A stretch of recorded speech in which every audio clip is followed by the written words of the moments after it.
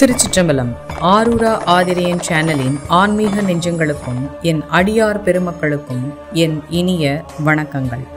நற்பண்புக்கும் அறிவாற்றலுக்கும் ஏற்றபடிதான் இருக்கும் நாம் அடையும் சந்தோஷம். சென்ற பதிவுகளில் சுவாமிக்கு திருக்கல்யாணம் செய்விப்பது எதற்காக என்பது பற்றியும், தேர் திருவிழாவின் தத்துவம் என்ன என்பது பற்றியும் பார்த்தோம். இன்றைய பதிவில் தெப்பத் திருவிழா பற்றியும், தீர்த்தவாரி ஏன் நடத்தப்படுகின்றது என்பது பற்றியும் தெரிந்து கொள்வோம். இறைவன் பிறவிக் கடலில் ஆழ்ந்திருக்கும் உயிர்களை அருளாகிய தெப்பத்தில் ஏற்றி முக்திக்கரை சேர்ப்பதே இதன் தத்துவமாகும். உருமாறி பிறப்பெண்ணும் கடல் வீழ்ந்து கரை காணாது உழலும் மாக்கள் கருமாறி அருட்தெப்பம் தனில் ஏற்றி முக்தியதாம் கரையினில் ஏற்றும் எம்பெருமான் என்று மேலோர் கூறுவர். தீர்த்தவாரி அனுகிரகம் அல்லது அருளலை குறிக்கும். மக்கள் உள்ளும் புறமும் தூய்மையுறச் செய்வதே தீர்த்தவாரி செய்யப்படுவதற்கான தத்துவம்.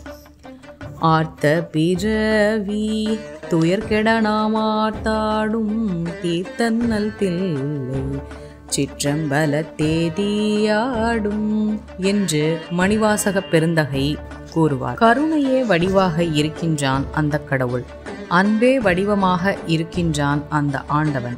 ஆனால் அந்த ஆண்டவன் கையில் வேல் இருக்கிறது, திரிசூலம் இருக்கிறது. இப்படி போகும்போதே பயமுறு போல அந்த தெய்வங்கள் கையில் ஆயுதங்களை ஏன் வைத்திருக்கிறார்கள்? வேல் என்பது ஞானம், அது வில் என்பது பகுதிப்படியாக பிறந்தது.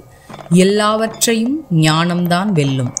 ஞான பூரண சக்தி தரித்தருள் பெருமாளே என்பார் அருணகிரிநாத சுவாமிகள். ஞானத்திற்கு 3 இலக்கணங்கள் உண்டு. அவை ஆழம், அகலம், கூர்மை என்பனவாகும். வேதங்கள் ஐயா என ஓங்கி ஆழ்ந்தகன்ற நுண்ணியனே என்பது திருவாசகம். வேலாயுதத்தை பாருங்கள். அடிப்பகுதி ஆழமாக இருக்கின்றது, நடுப்பகுதி விசாலமாக இருக்கின்றது, நுனிப்பகுதி கூர்மையாக இருக்கின்றது. அதே போல திரிசூலம் என்பது இச்சாசக்தி, கிரியாசக்தி, ஞான சக்தி என்ற 3 சக்திகளை குறிக்கும். சக்திதான் யாதோ எண்ணில் தடையிலா ஞானமாகும் என்பது சிவஞான சித்தியார். ஆகவே ஞானத்தை ஆயுதமாக காட்டுகின்றார் இறைவன். அச்சுறுத்துவதற்காக அல்ல, அதை ஆயுதமென்று எண்ணக்கூடாது. நம்மை உய்விக்கின்ற ஞானம் என்றுதான் எண்ண வேண்டும்.